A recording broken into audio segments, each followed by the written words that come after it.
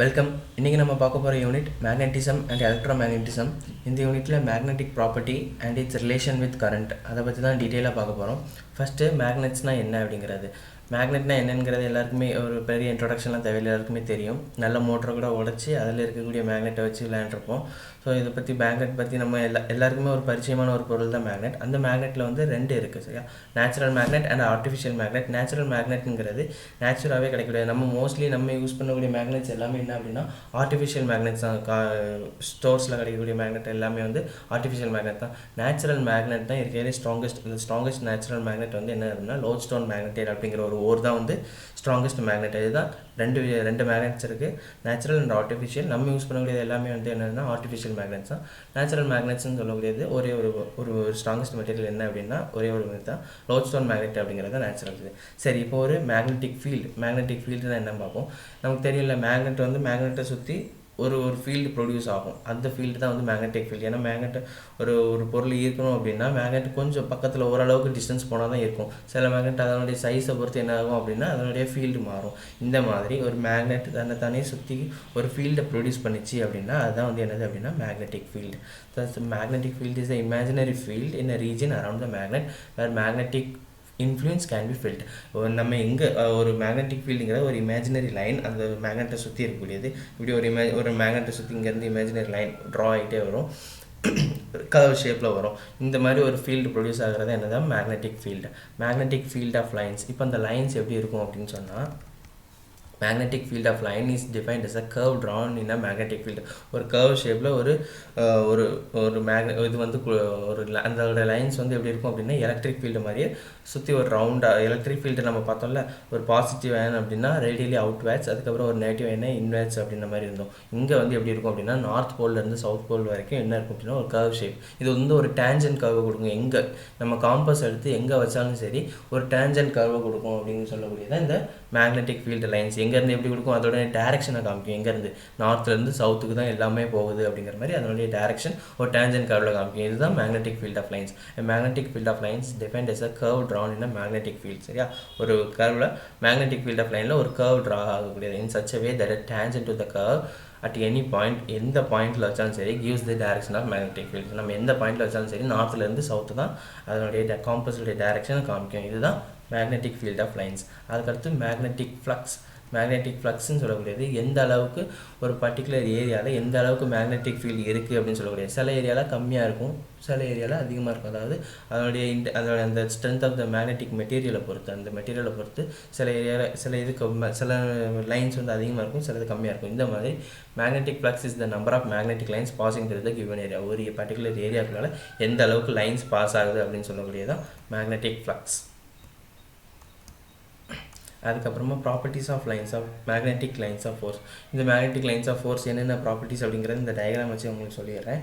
First வந்து it is a closed and continuous curve. இது வந்து என்ன அப்படின்னா ஒரு ஸ்மால் ஏரியாக்குள்ள இருக்கக்கூடிய க்ளோஸ் அண்ட் கண்டினியூஸ் கர்வ் அப்படிங்கிறது தொடர்ச்சியாக வரக்கூடியது. இங்கேருந்து நார்த்லேருந்து சவுத்துக்கு போகக்கூடிய ஒரு continuous curve. And it never intersect. எங்கேயுமே வந்து என்ன ஆகாது அப்படின்னா இன்டர்செக்ட் ஆகாது. அதுக்கடுத்து இந்த இதில் வந்து எதில் அதிகமாக இருக்கும் அப்படின்னா அதனுடைய ஃபீல்டு வந்து எங்கே அதிகமாக இருக்கும் அப்படின்னா அந்த ரெண்டு போல்ஸ்லேயும் தான், அந்த நார்த் போலும் இந்த சவுத் போலையும் தான். ஈக்குவேட்டர் ரீஜனை தாண்டி இங்கே தான் பார்த்தீங்களா நிறைய லைன்ஸ் அங்கே கொடுத்துருக்காங்களா.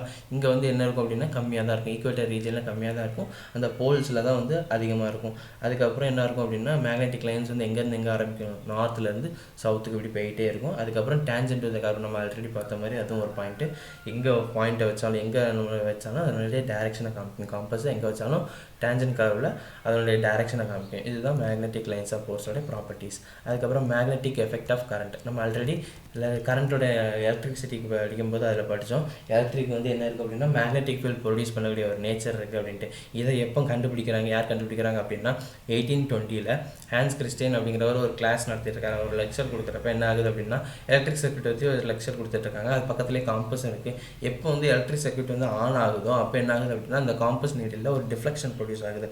அந்த டிஃப்ளெக்ஷன் ப்ரொடியூஸ் ஆகும்போது அவர் எல்லாருமே பார்க்கும்போது அவங்களெலாம் பெருசாக கண்டுக்கல.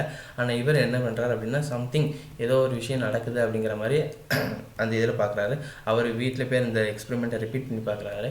ஒரு கேரிங் கண்டக்டர், ஒரு கரண்ட் கண்டக்டர் நடுவில் காம்பஸுக்கு வந்து தள்ளி வைக்கும்போது ஒரு டிஃப்ளெக்ஷன் இல்லை, பக்கத்தில் போகும்போது ஒரு டிஃப்ளெக்ஷன் காமிக்குது. அப்போ அவருக்கு என்ன தெரியுது, டிஃப்ளெக்ஷன் காமிக்குது, காம்பஸ் நீடில் டிஃப்ளெக்ஷன் காமிக்குதுன்னா அங்கே ஒரு மேக்னெட்டிக் ஃபீல்டு இருக்குன்னு தான் அர்த்தம். ஸோ கரண்ட் கேரிங் கண்டக்டரில் மேக்னெட்டிக் எஃபெக்ட் இருக்குது. அதாவது ஒரு கரண்ட் எலக்ட்ரிக் ஃபீல்டு ப்ரொடியூஸ் பண்ணுற மாதிரி ஒரு கரண்ட் கேரிங் கண்டக்டர், ஒரு கரண்ட் வந்து எலக்ட்ரிக் ஃபீல்டை ப்ரொடியூஸ் பண்ணுற மாதிரி மேக்னெட்டிக் ஃபீல்டையும் ப்ரொடியூஸ் பண்ணுது அப்படிங்கிற மாதிரி. இப்போ இந்த மேக்னெட்டிக் ஃபீல்டு வந்து எப்படி ப்ரொடியூஸ் ஆகுது, ஒரு கரண்ட் வந்து நமக்கு இப்படி ஒரு நேராக பாஸ் பண்ணுறோம் அப்படின்னா, கரண்ட் வந்து இப்படி நேராக பாஸ் பண்ணுறோம் அப்படின்னா அதோடைய மேக்னெட்டிக் ஃபீல்டு வந்து எப்படி ப்ரொடியூஸ் ஆகுதுன்னா பெர்பெண்டிகுலரில், அதாவது ஒரு ரவுண்ட் ஷேப்பில், ஒரு நேராக இருக்கக்கூடிய இதில் ஒரு ரவுண்ட் ஷேப்பில் வந்து மேக்னெட்டிக் ஃபீல்டு ப்ரொடியூஸ் ஆகும். அதுதான் வந்து ரைட் ஹேண்ட் தம் ரூல் அப்படின்னு சொல்லுவாங்க. ரைட் ஹேண்ட் தம் ரூலுக்கும் ஃப்ளெமிங் ரைட் ஹேண்ட் ரூல்னு பின்னாடி வரும், ரெண்டையும் கன்ஃபியூஸ் ஆகிடக்கூடாது. இது வெறும் ரைட் ஹேண்ட் ரூல். அதாவது தம் ஃபிங்கர் வந்து நம்ம கரண்ட்டுன்னு வச்சுக்கிட்டோம் அப்படின்னா, 4 ஃபிங்கர் வந்து என்ன இருக்கும் அப்படின்னா டைரக்ஷனாக அந்த மேக்னெட்டிக் ஃபீல்டோட டைரக்ஷன் ரெண்டுமே பெர்பெண்டிகுலராக இருக்கும் அப்படிங்கிறதுக்கு சொல்லக்கூடியது தான் இந்த இது. மேக்னெட்டிக் ஃபீல்டு எதெல்லாம் பொறுத்து இருக்கும் அப்படின்னா, எதெல்லாம் டிபெண்ட் பண்ணியிருக்கும் ஒரு magnetic field, current of the wire எந்த அளவுக்கு இருக்கோ அதை பொறுத்து. ஜாஸ்தியாக இருந்ததுன்னா அதுவும் ஜாஸ்தியாக இருக்கும். Distance at the point from the wire, சோர்ஸ்லேருந்து ஒயருக்கு எவ்வளோ டிஸ்டன்ஸ் இருக்குது அப்படிங்கிற. அதுக்கப்புறம் ஓரியன்டேஷன் ஆஃப் த ஒயர் எந்த மாதிரி வச்சுருக்கோம், அதனுடைய ஆங்கிள் எப்படியெல்லாம் இருக்குது அந்த ஒயர். அதுக்கப்புறம் magnetic nature of the medium, இந்த மீடியத்தை பொறுத்து, அதாவது அந்த என்ன எடுத்துருக்கோம், என்ன டைப் ஆஃப் ஒயர் எடுத்துருக்கோம் அப்படிங்கிறத பொறுத்தும் இருக்குது. அதுக்கப்புறமா ஃபோர்ஸ் ஆன கரண்ட் கேரிங் கண்டக்டர் என்ன மேக்னெட்டிக், இதுதான் ஒரு எக்ஸாம்பிள். எப்படி இருக்கும் அப்படின்னா, இந்த மாதிரி ஒரு லைனை பாஸ் பண்ணோம் அப்படின்னா, ஒரு கரண்ட் லைன் எப்படி ப்ரொடியூஸ் ஆகுது, இப்படி நேராக ஒரு ஒயர் பாஸ் பண்ணியிருக்கோம் அப்படின்னா அதுக்கு பெர்பெண்டிகுலராக மேக்னெட்டிக் ஃபீல்டு வந்து இருக்கும். இதில் ஒன்று தெரிஞ்சுக்க வேண்டியது என்ன அப்படின்னா, நம்ம இப்போ கரண்ட் வந்து கிளாக் வைஸ் டைரக்ஷனில் ரொட்டேட் ஆகுது அப்படின்னா, எலக்ட்ரான்ஸ்லாம் எப்படி கிளாக் வைஸ் டைரக்ஷனில் இதாகுதுன்னா மேக்னெட்டிக் ஃபீல்டு வந்து ஆன்டி கிளாக் வைஸ் டைரக்ஷனில் இருக்கும். இதுதான் முக்கியமான தெரிஞ்சுக்க வேண்டிய விஷயம், மெயினாக நோட் பண்ண வேண்டிய விஷயம். கரண்ட் வந்து கிளாக் வைஸ் டைரக்ஷனில் போச்சு அப்படின்னா மேக்னெட்டிக் ஃபீல்டு வந்து ஆன்டி கிளாக் வைஸ் டைரக்ஷனில் போகும். இப்போ ஃபோர்ஸ் ஆன கரண்ட் கேரிங் கண்டக்டர் என்ன மேக்னெட்டிக் ஃபீல்டு, இப்போ ஒரு ஃபோர்ஸ் இருக்குது அப்படின்னு சொல்கிறாங்க. இந்த கரண்ட் கேரிங் அந்த ஒரு மேக்னெட்டிக் ஃபீல்டில் வந்து ஒரு ஃபோர்ஸ் கிரியேட் ஆகுது. எப்படி அந்த ஃபோர்ஸ் கிரியேட் ஆகுது அப்படின்னா, இந்த ரூல் தான். மேக்னெட்டிக் கரண்ட் இந்த மாதிரி ஒரு டைரக்ஷனில் போகும்போது மேக்னெட்டிக் ஃபீல்டு வந்து ஆப்போசிட் டைரக்ஷனில் போகுது. ஸோ அந்த ஆப்போசிட் டைரக்ஷனில் போகும்போது அப்படின்னா, நார்மலாக இந்த எப்படி நம்ம கிளாக் வைஸ் டைரக்ஷனில் இருக்கும்போது கிளாக் வைஸ் டைரக்ஷனில் ரொட்டேட் ஆகும், ஆன்டி கிளாக் வைஸ் டைரக்ஷனில் ரொட்டேட் ஆகும்போது அங்கே ஒரு ஃபோர்ஸ் கிரியேட் ஆகுது. இதுதான் என்ன சொல்கிறாங்க அப்படின்னா மேக்னெட்டிக் லோரன்ஸ் ஃபோர்ஸ். ஏதாவது charge moving in magnetic field, ஒரு மேக்னெட்டிக் ஃபீல்டு சார்ஜ் மூவ் ஆகும்போது இந்த direction other than the direction of magnetic field, அப்படி தானே மேக்னெட்டிக் ஃபீல்டு டைரக்ஷனோடையும் மாற்றி அதுக்கு ஆப்போசிட்டாக சுற்றுது. Experience of force. அப்போ ஒரு பொருளை மாற்றி இன்னொரு பொருள் உதவுது அப்படின்னா ஒரு ஃபோர்ஸ் கிரியேட் ஆனால் தான் அது ஆப்போசிட்டில் ரொட்டேட் ஆக முடியும். அப்படி இருக்கும் அந்த ஒரு ஃபோர்ஸ் கிரியேட் ஆகிறது தான் மேக்னெட்டிக் லோரன்ஸ் ஃபோர்ஸ் அப்படின்னு சொல்லக்கூடியது. ஸோ இந்த ஃபோர்ஸ் இந்த இதை வச்சு எக்ஸ்பெரிமெண்ட்டை வச்சு யார் கண்டுபிடிக்கிறா அப்படின்னா, லோரன்ஸ் இப்படி ஒரு ஃபோர்ஸ் இருக்குன்னு கண்டுபிடிக்கிறாங்க. அதுக்கப்புறம் இதை பற்றி டீட்டெயிலாக யார் படிக்கிறா அப்படின்னா மைக்கேல் ஃபாரடே அப்படிங்கிறவங்க இந்த ஒரு கரண்ட் கேரிங் கண்டக்டரில் மேக்னெட்டிக் ஃபீல்டு இருக்கிறப்போ ஒரு டிஃப்ளெக்ஷன் ப்ரொடியூஸ் ஆகுது, ஒரு விதமான டிஃப்ளெக்ஷன் ப்ரொடியூஸ் ஆகுது. இப்போ கரண்ட் இல்லாதப்ப எப்படி இருக்குது அப்படின்னா, இப்படி ஸ்ட்ரைட்டாக இருந்துச்சு அப்படின்னா, கரண்ட் இருக்கிறப்ப என்ன ஆகுது அப்படின்னா ஒரு விதமான டிஃப்ளெக்ஷன் இருக்குது. காம்பஸ் நீடில் இல்லை, அதனுடைய ஃபோர்ஸ் அந்த டைரக்ஷனே வந்து ஒரு விதமான டிஃப்ளெக்ஷனில் இருக்குது அப்படிங்கிறத சொல்கிறாங்க. ஏன் அப்படின்னா கரண்ட்டுக்கு நம்ம ஆல்ரெடி பார்த்தோம், கரண்ட்டுக்கு எலக்ட்ரிக் ஃபீல்டும் ப்ரொடியூஸ் ஆகுது, மேக்னெட்டிக் ஃபீல்டும் ப்ரொடியூஸ் ஆகுது. ஸோ அந்த மேக்னெட்டிக் ஃபீல்டு ப்ரொடியூஸ் ஆகும்போது ஆல்ரெடி இருக்கக்கூடிய மேக்னெட்டிக் லைன்ஸ் என்ன பண்ணோம் அப்படின்னா டிஃப்ளெக்ட் பண்ணோம். அந்த இதுதான். ஸோ நார்மலாக கரண்ட் இல்லாதப்ப இந்த பாயிண்ட் வந்து என்ன அப்படின்னா, நம்ம ஒரு பென்சில் நீடில் இல்லை பென் நீடில் அப்படி ஸ்ட்ரைட்டாக வச்சோம் அப்படின்னா அதுதான் நம்மளுடைய கரண்ட். சரி, அந்த நீங்கள் வச்சுருக்க பென்னு தான் கரண்ட் கேரிங் கண்டக்டர்னு நினச்சிக்கணும். இது கரண்ட் இல்லாதப்ப எப்படி இருக்கும் அப்படின்னா ஸ்ட்ரைட்டாக அப்படியே இதனுடைய நார்த் டு சவுத் அதனுடைய டைரக்ஷன் காமிச்சிட்டே இருக்கும். கரண்ட் பாஸ் பண்ணுறப்ப என்ன இருக்கும் அப்படின்னா ஒரு விதமான டிஃப்ளெக்ஷன், அந்த ஏரியாவில் ஒரு டிஃப்ளெக்ஷன் இருக்கும். இந்த ஃபோர்ஸ் தான் இதை பொறுத்து, இந்த ஃபோர்ஸ் எதெல்லாம் பொறுத்து இருக்கும், F = ILB, force directly proportional to current, length of the conductor and magnetic field. அந்த மேக்னெட்டிக் ஃபீல்டு எந்த அளவுக்கு இருக்குது, நம்ம வச்சுருக்க மேக்னெட் எந்த அளவுக்கு இருக்குது, length of the conductor and current of the conductor அப்படிங்கிற பொறுத்து இந்த 3. இதையும் தாண்டி ஆங்கிள் ஆஃப் த கண்டக்டர், நம்ம கண்டக்டரை எந்த அளவுக்கு வச்சுருக்கோம். பெர்பெண்டிகுலராக வச்சுருந்தோம் அப்படின்னா எவ்வளோ இருக்கும் அப்படின்னா மேக்ஸிமமாக இருக்கும். பெர்பெண்டிகுலர்னால் இப்போ நம்ம ஒரு பெண்ணை இந்த பாயிண்ட்டுக்கு நேராக ஸ்ட்ரைட்டாக வச்சோம் அப்படின்னா அதுதான் பெர்பெண்டிகுலர். அதுவே பேரலல் அப்படின்னா அதுக்கு சைடில் சைடில் இந்த லேட்ரல் பொசிஷனில் சைடாக ஒரு பெண்ணை வச்சோம் அப்படின்னா அதில் வந்து 0 இருக்கும். ஏன்னா பெர்பெண்டிகுலர் வைக்கும்போது தான் டிஃப்ளெக்ஷன் இருக்கும். பேரலில் வச்சோம் அப்படின்னா அந்த ஃபீல்டு அது பாட்டுக்கு இருக்கும், இங்கே ஒரு ஃபீல்டு அது பாட்டுக்கு இருக்கும்.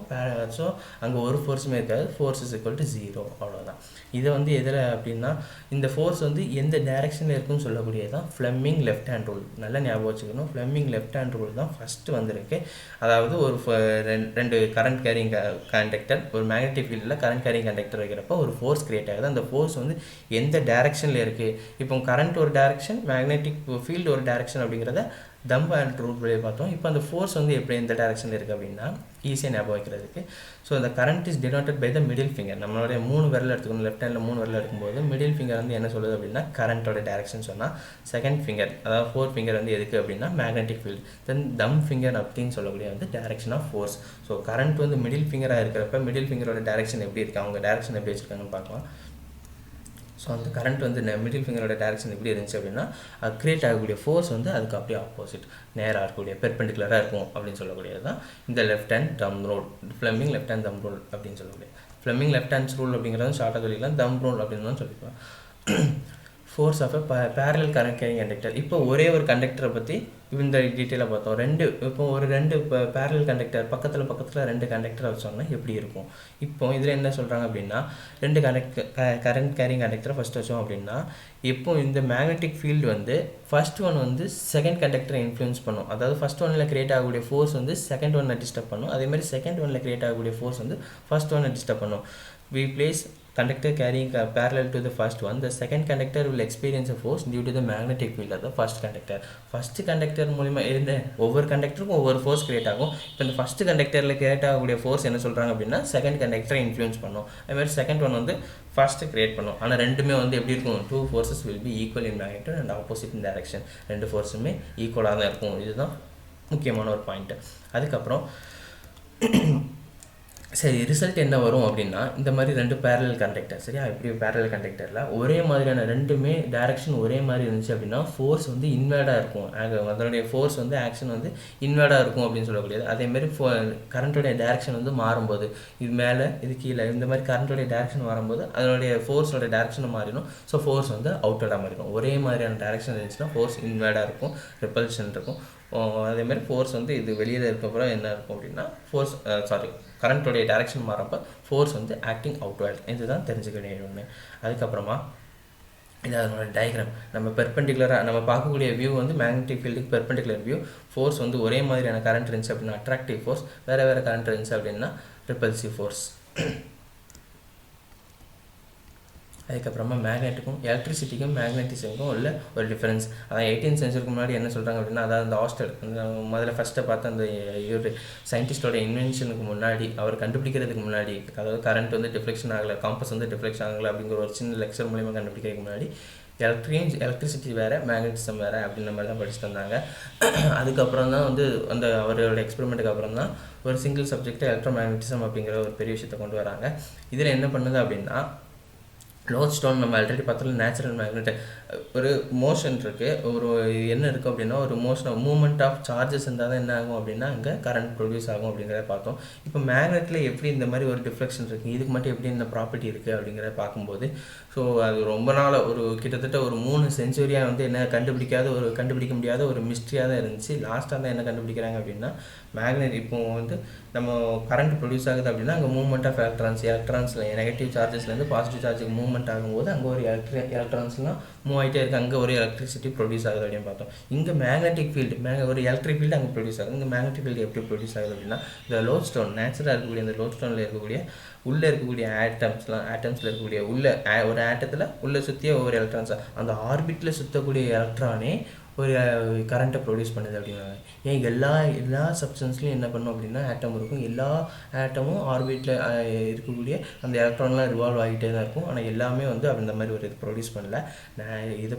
இந்த ஸ்டோன் மட்டும்தான் என்ன பண்ணுது அப்படின்னா தன்னைத்தானே தனக்குள்ளே வச்சிருக்கக்கூடிய ஒரு ஆட்டத்தை சுற்றும் போது ஒரு ஃபீல்டை ப்ரொடியூஸ் பண்ணுது. இதுதான் என்னது அப்படின்னா மேக்னெட்டிக் ஃபீல்டு. இது நேச்சுரலாக இருக்கக்கூடிய அந்த லோட் ஸ்டோனில் இருக்கும். நம்ம ஆர்டிஃபிஷியலாக க்ரியேட் பண்ணக்கூடிய அயன் ஓர்லேருந்து இந்த மாதிரி நம்ம யூஸ் பண்ணக்கூடிய மேக்னெட்லாம் ப்ரிப்பேர் பண்ணுவோம். ஸோ அதில் இந்த மாதிரியான ப்ராப்பர்ட்டி இருக்கும். இதுதான் வந்து சொல்லக்கூடியது. என்னுடைய ரிலேஷன் என்ன அப்படிங்கிறத டீட்டெயிலாக பார்க்கலாம். இது வேறு நம்ம பார்த்தது வந்து மேக்னெட்டிக் ஃபீல்ட், ஃப்ளக்ஸ், அப்புறம் கரண்ட் வந்து எப்படி மேக்னெட்டிக் எஃபெக்டை ப்ரொடியூஸ் பண்ணுது, அப்புறம் ஒரு கரண்ட் கேரிங் கண்டக்டரில் வந்து ஃபோர்ஸ் எப்படி கிரியேட் ஆகுது, அது பேரலாக இருந்தால் எந்த மாதிரியான இது இருக்கும், இது எஃபெக்ட் இருக்கும் அப்படிங்கிறத பார்த்தோம். நெக்ஸ்ட் கிளாஸில் இந்த பிரின்சிபல் வச்சு இந்த மாதிரியான ஒரு பிரின்சிபல், அதாவது ஒரு கண்டக்டர் ஒரு மேக்னெட்டிக் ஃபீல்டில் இருந்துச்சுன்னா எப்படி இருக்கும், ஒரு மோட்டார் இந்த பிரின்சிபல் வச்சு தான் என்ன ஆகுது, சுற்றுது, எப்படி ஒர்க் ஆகுது அப்படிங்கிற நெக்ஸ்ட் கிளாஸில் டீட்டெயிலாக பார்க்கலாம். தேங்க்யூ.